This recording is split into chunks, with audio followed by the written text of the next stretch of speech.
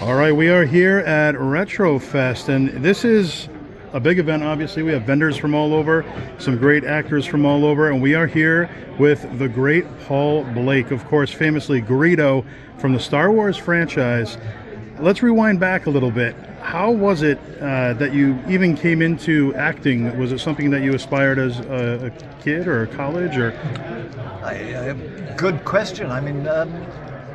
I grew up in England, in UK, in the Midlands, in a smallish black country town, and there weren't that many outlets for the arts, but like everywhere else in England, it had major theatres in which were well frequented by people in those days. And so I used to go along to Birmingham Rep and watch the actors there. And I, like a lot of kids in the 60s, learned to play guitar and used to practice a few covers of songs that were popular at the time with a couple of friends of mine in the front room of my friend's house. And his dad was a club organist, and one day he came in and said, "Oh, you're not too bad, boys." Bearing in mind that I was about 12 at the time, and he said, "Do you want to play a couple of gigs?" And we had no idea what he was talking about, but he said, "You can earn some pocket money." So for the next 2 years, I spent going up and down the clubs in England and Scotland and Ireland and Wales after school and at weekends to do gigs with people in old music halls and old variety, which was such fun, and we all enjoyed it. And so I think that's kind of gave me the kicking off point to performing. Sure. And then after that I went to college, I went to university and did English and drama. And that's kind of what started me off. And how did the opportunity come about for getting involved in the Star Wars project? Oh, and again, that was like all these things, like all good things that happened, it was pure serendipity. I was working with Anthony Daniels in a TV series for the BBC, and when we finished he rang me up and said, "I'm doing a movie that's being filmed in England, and the director's after other actors. Are you interested?" So I said, being desperate, I said absolutely, anytime. So found myself about a week later in Elstree Studios and auditioned for George, and fortunately he was foolish enough to give me the job. So that's how I got into the movie, thanks to Anthony, and to this day. And what was the whole experience like when you were on set? Was it something that was, was it weeks, was it months, or was it just done in a few days? What was the process like? Well, it was quite a short filming schedule because George Lucas was under money constraints like anyone else involved in directing a film, and so he had to get it shot in a pretty quick time.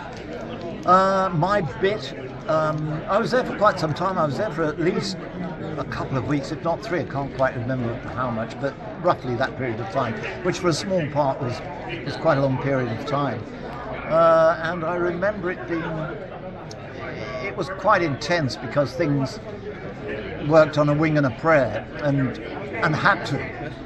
But like all things that have their backs against the wall, it seemed to increase everyone's performance and abilities because of the pressures.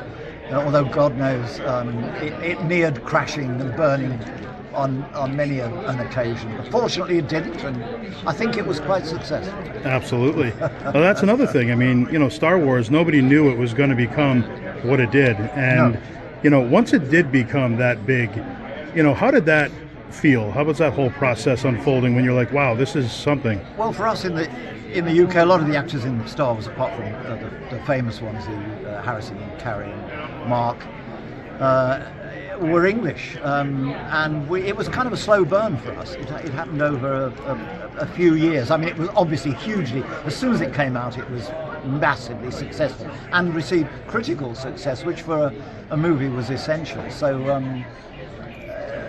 for us it was a slow burn.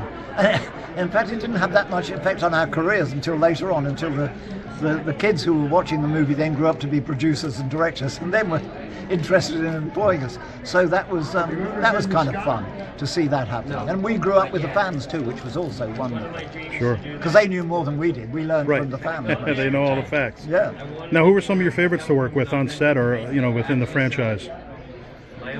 God. Anybody stand out? I mean, Harrison was charming, and as I think most people perceived him, but he was also very clever, and he was kind of astute at how to ad lib on the sequences. And my God, he knew he was fronting the film, even though Alec was really employed to be the big draw. Alec Guinness, who was the big star at the time, but Harrison was remarkably cool and professional about it all, and I think it worked because of that. And Carrie was fantastic, and Mark was brilliant too, and they all went on to do stunning careers.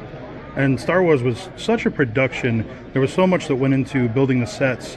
And, what was it like to, be acting in the Jabba's palace and being in that atmosphere? Was it as unique and interesting as it looked, in the film? Well, the cantina at the time was the only real set. Right. Everything else were flats, painted flats and mock-ups, and they looked great, especially on the lighting, and were painted by some of the best in the world. But the cantina itself was cool because it was a real set, and you could sit in the booths, you could watch the action, the live action, and the bits of green screen as well. So that was pretty exciting. And the conspiracy now of who shot first. Did. Okay. And I generally answer that before the question has been asked. How do you think that even came about? How did that start, you think? Well, because George changed it, basically, after 10 years. And everyone then had an opinion about it, which everyone is entitled to. And, sure. And that's what makes the movie interesting, I think. All movies interesting is controversy and how it was done. And that particularly, because it was so pivotal for a bit of information about that strange character Han Solo. It gives you all the right clues as to what kind of a person he was, in the right sense of the tradition. Sure. Of that kind of cowboy scene. And where can fans find you or follow you? Are you online or? No, don't do any of that digital stuff. But I can be found via conventions. I do quite a few conventions over the year, although old guy now, so need my rest more than I used to. Well, thank you so much. The Pleasure. wonderful Paul Blake here at RetroFest. Thanks so much here on All Access Entertainment.